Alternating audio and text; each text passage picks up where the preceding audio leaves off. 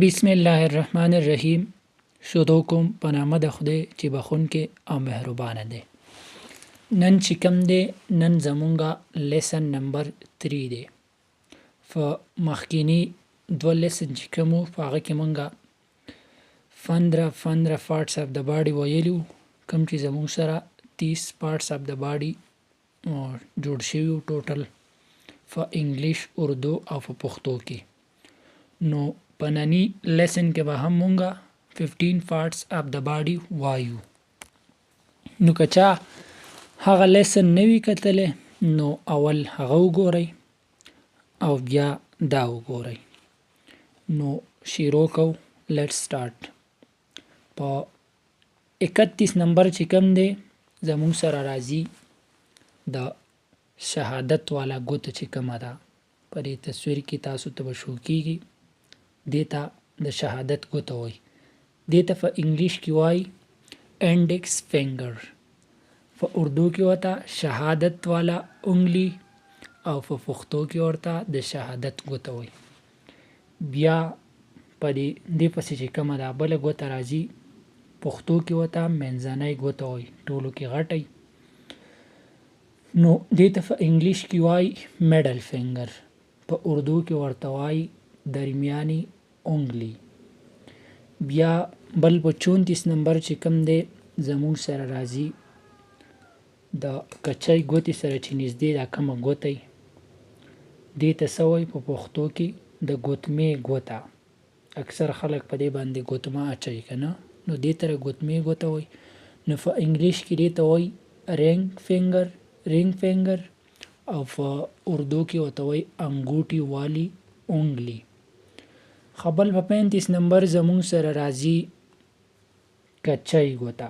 کچۍ ګوتې ته په انګلیش کې وایي لیټل فینګر یا فینکی فینګر.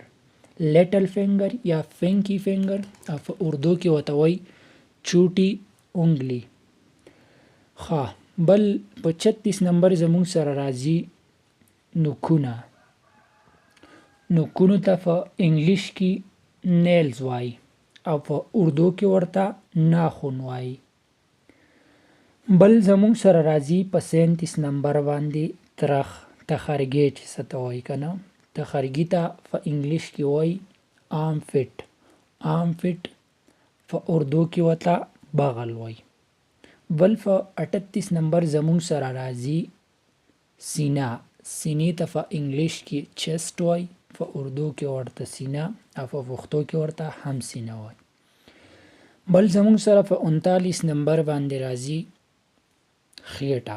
خېټې ته په انګلیش کې بیلی یا ټومی او په اردو کې ورته پیټ وایي.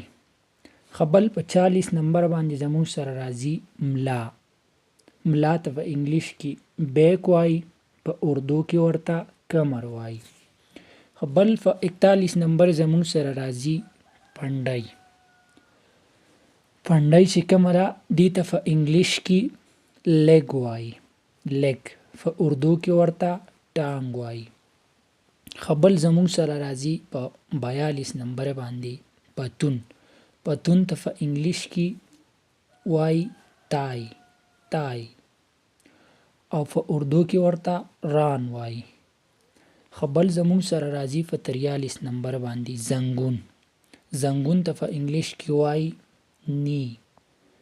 نی، دلته دا کې سایلنټ دی، په اردو کې ورته وایي ګوټنه. بل زمونږ سره راځي په 44 نمبر د پنډۍ دا برنې وچ هډوکی چې کم دی دې ته په انګلیش کې وایي شین، په اردو کې ورته وایي اګلی والی فرینډلی. بل زمونږ سره راځي په 45 نمبر باندې لاندینۍ پنډۍ، دا کومه پسته غوښه چې وي په دې لاندې پنډۍ کې، نو دې ته په انګلیش کې وایي کاف. دلته دا ال سایلنټ دی، په اردو کې ورته وایي فچلی والی فرینډلی. نو د دې سره زمونږه نننې لیسن نمبر 3 کمپلیټ شو. امید دی چې دا به مو خوښ شوي وي. نو ویډیو لایک کړئ، د فیسبوک پیج در سره فالو کړئ او د یوټیوب چینل در سره هم سبسکرایب کړئ. Thank you for watching.